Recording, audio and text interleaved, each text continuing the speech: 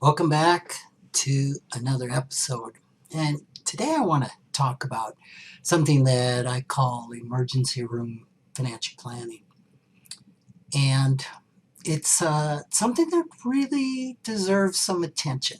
I was talking about this with an associate, and I was doing a little bit of whining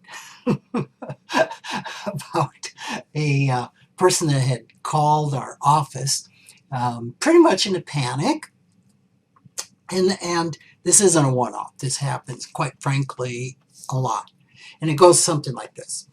My accountant just told me that I'm going to lose 20% of the sale of my real estate to capital gains taxes. And, you know, I was told that an investment advisor might be able to give me some options so that I don't have to pay all this money in tax. Is that right? Can you help me? Oh, sure. Yeah, you're right. There's a number of things that you can do to help offset the gains or defer the gains when it comes to capital gains tax. You can sell other assets that might have losses and use those to offset the gain. You might be able to do an installment sale where you can take the proceeds over time, and that lowers your bracket, your capital gains bracket. You could do a 1031 tax deferred exchange where you don't have to pay the tax right now. You can keep what you would have sent to the government working for you for a period of time. You could do a 1031 exchange into a private REIT, real estate investment trust, or a Delaware structured trust. So, there's a number of things that a person can do. Even sometimes selling the property really doesn't solve the problem. When you drill down, you find out, well, why do you want to sell? What's going on? Sometimes it's like, I'm so tired of dealing with this real estate, I just want out of it. Oh, well, there might be other options like property management. Oh, really? Or refinancing, where you pull your cash out. Let's just say you might need cash for some other venture. Sometimes you can put a mortgage on it and not have to pay the tax on it right then, or lease the property out, or there's just a number of things. So in this case, I'm rattling off all these options, and then I asked that $64,000 question. When does your sale close? Tomorrow. Oh, do you have any time this afternoon you could work me in? No. Nope, I can't work you in this afternoon, and I can't help you at all. Um, you know, maybe if this was 3 months or 6 months down the line, maybe I could have helped you out. So it was just too late. In emergency room jargon, he was DOA, dead on arrival. So it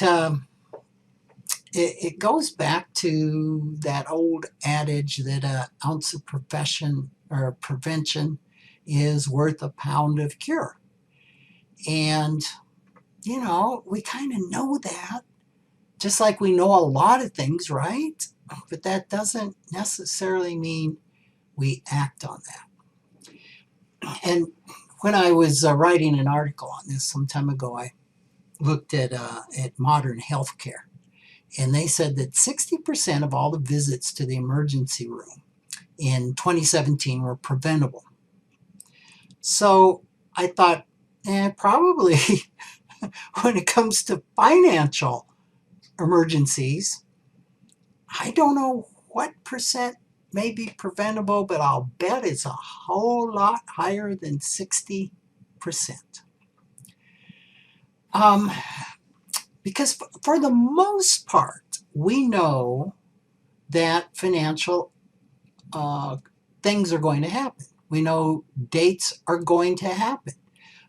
We know some things have deadlines. Some financial triggers have a deadline. We know they're coming, like a sale of a property, like the date of retirement.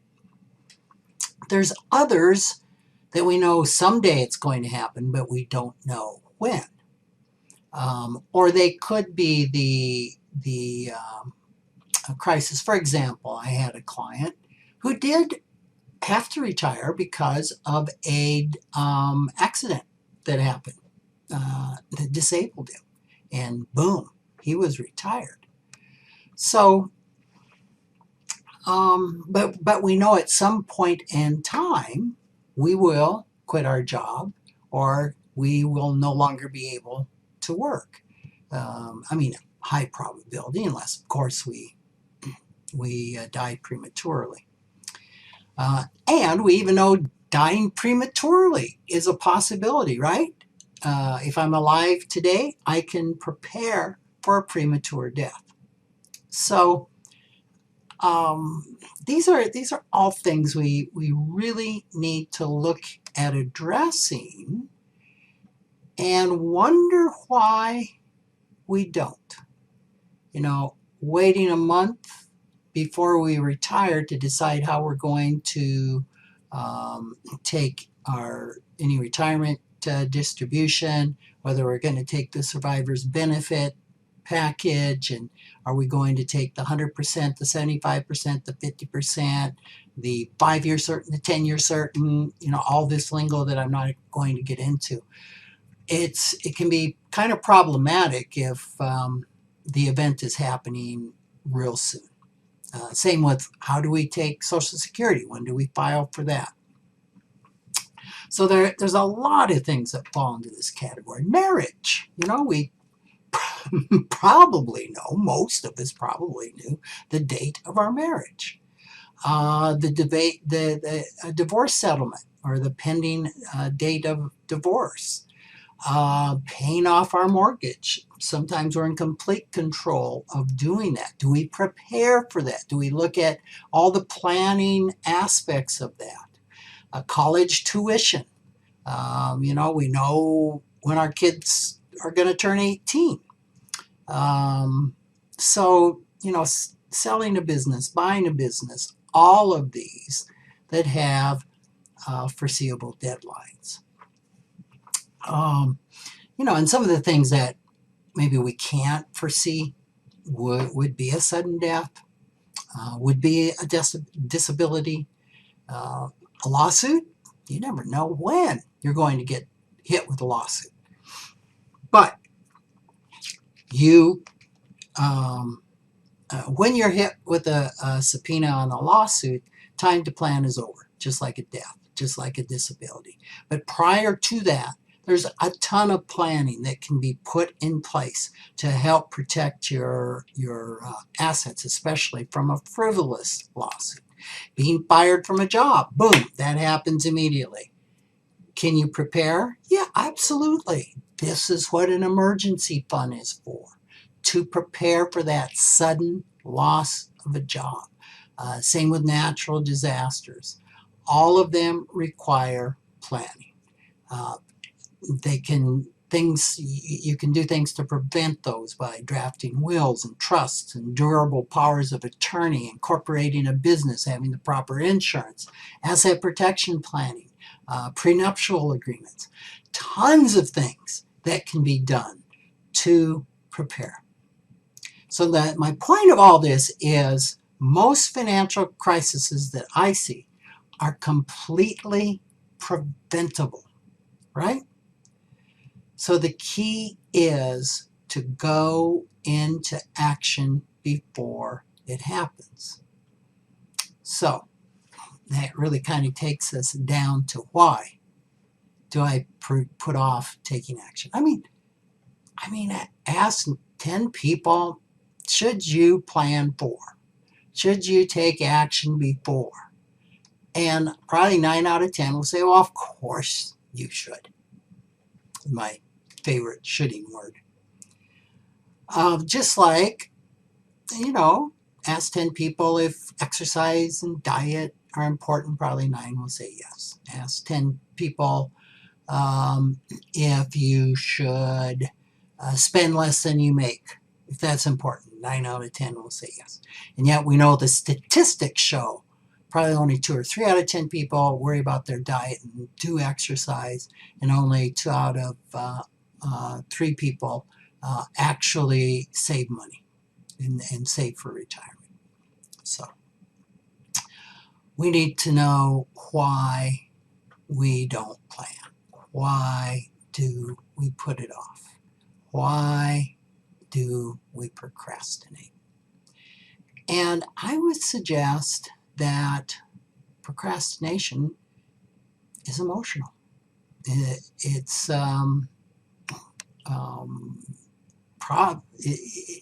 not real typically cognitive, is it? We push it off, push it off, push it off, push it off. And recently I had a podcast where we talked about the fact that not doing a will, we're pushing off that pain. We're pushing off the emotional baggage of dealing with our mortality with the thought that it's more painful. Well, probably not the conscious thought, but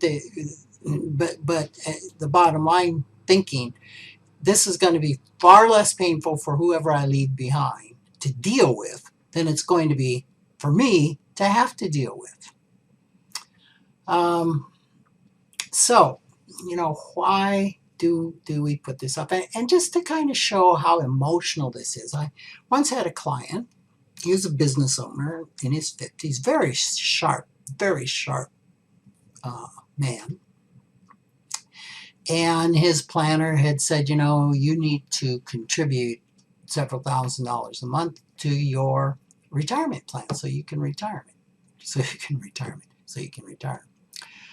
So he did. He'd write the check out and he'd put it on his dresser.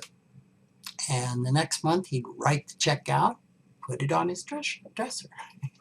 And he did this every month. And his planner called him at one time and said, we haven't seen anything come. He says, oh yeah, I've been writing them out every month. Well, where are they? They're on my dresser. I got a stack of them. You got to send it in. It's like, well, I never know when I might need that, when we have a business dip or something, so I've just put them on my dresser. Now, imagine hearing this. This would seem to be a very illogical behavior, right? And my first reaction internally was, well, yeah, you got to send them in. But knowing that every financial behavior makes perfect sense when we understand the underlying belief, in one of my rare cases of really being connected and in the moment, I said, what does retirement mean to you? And he kind of sat back in his seat. He says, wow, nobody's ever asked me that question. He thought. He says, it means I die. I thought, And he's actually, I've had two people give me that same explanation. And I asked him, well, tell me more about that. And he said, well, every male in my family, my uncle, my father, every male that I knew of growing up, when they retired, they were dead within 2 years. And so as I think about it, retiring means, I'm going to be dead soon after I retire. So why would I want to retire? I'm not ready to die. So to him, retirement didn't mean moving into another phase of life. It didn't mean 30, 20, 10, even 5 years of not having to work for an income, it meant the end of life. Wow. Did it? I mean, it's completely clear why a person may not want to retire if it means death. So I suggested to him that retirement could be reframed. That maybe retirement could mean that you get to do what you want, when you want, with whom you want. And once he was really able to internalize that, he started making 2.5 times the contributions that he'd been writing up, putting on his desk, and actually sending them in. So what was blocking him from taking action was a real deeply held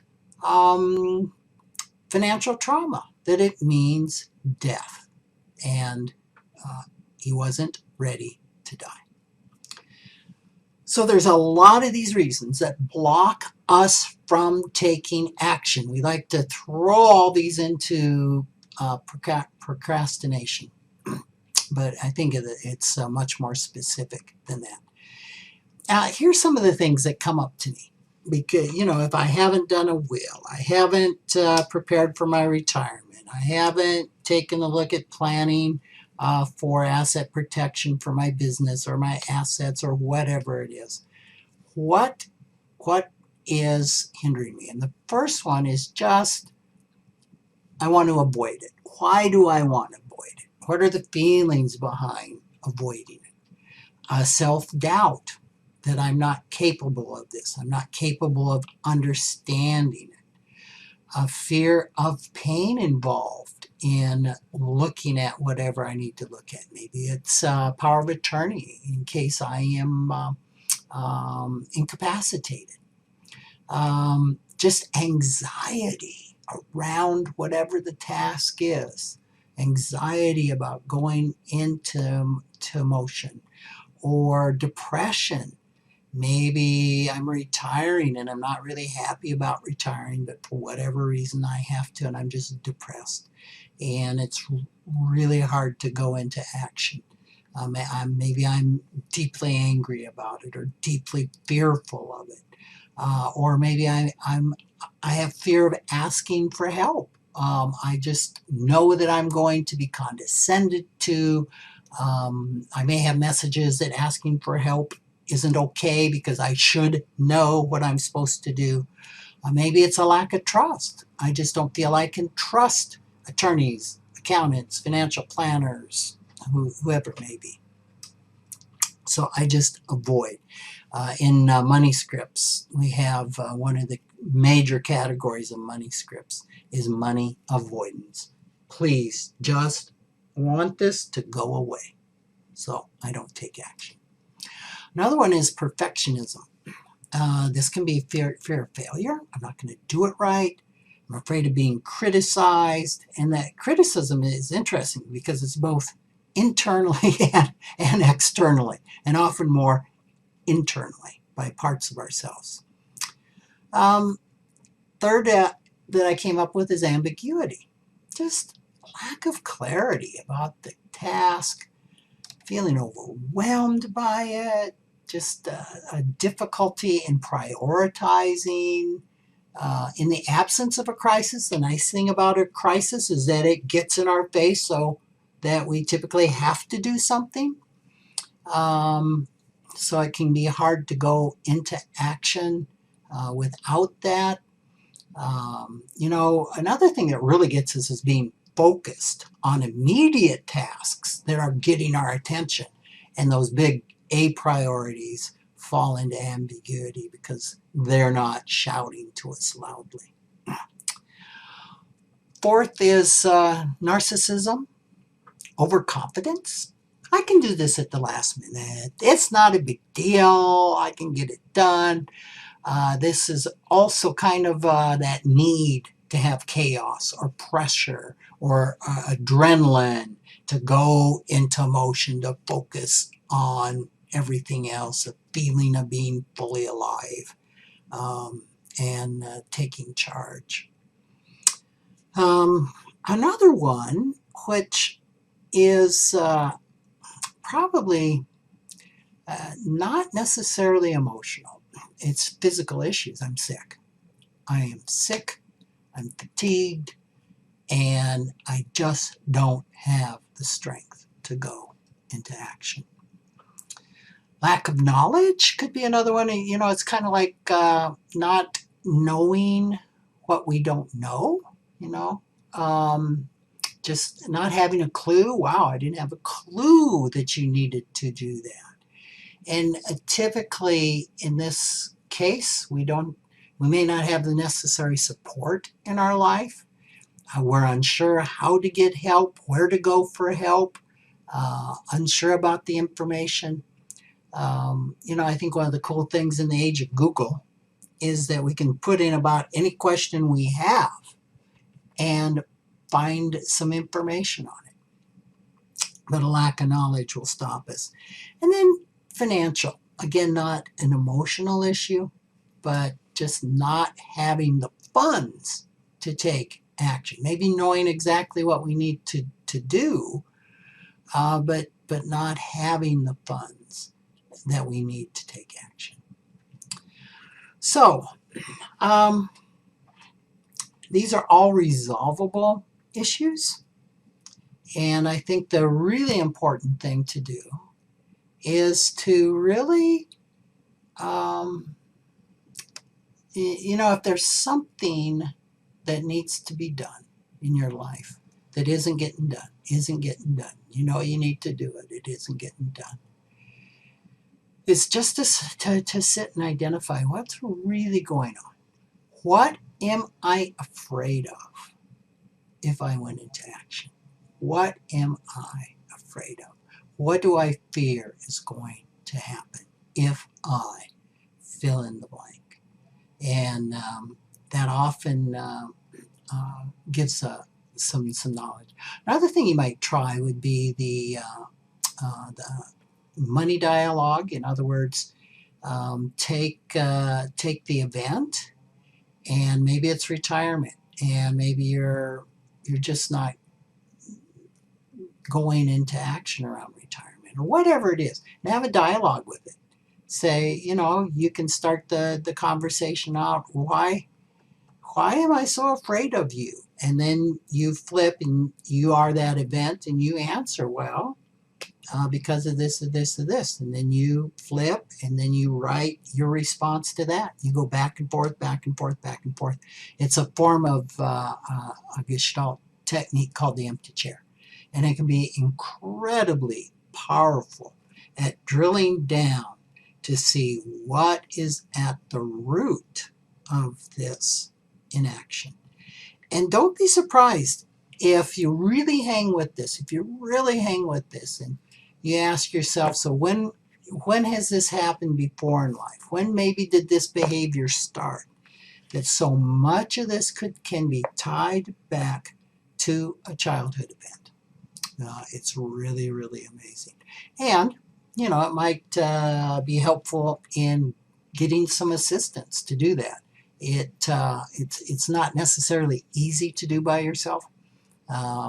One reason that financial therapy can be powerful, and especially IFS-informed financial therapy. So hopefully this has been helpful. You know, I'm hoping just to pique your interest if you've got some incompletions out there. There's an exercise that I give. Maybe we'll have a podcast on it someday called the incompletion exercise, that just looks at everything in your life that is incomplete, that is hanging out there to be done, and it's not getting done. And these things also can just suck the energy out of us, because we spend as much emotional energy worrying about them, that I need to, that probably could be funneled into going into action as well. All right. Thanks so much for joining me, and we will talk with you next time. Take care.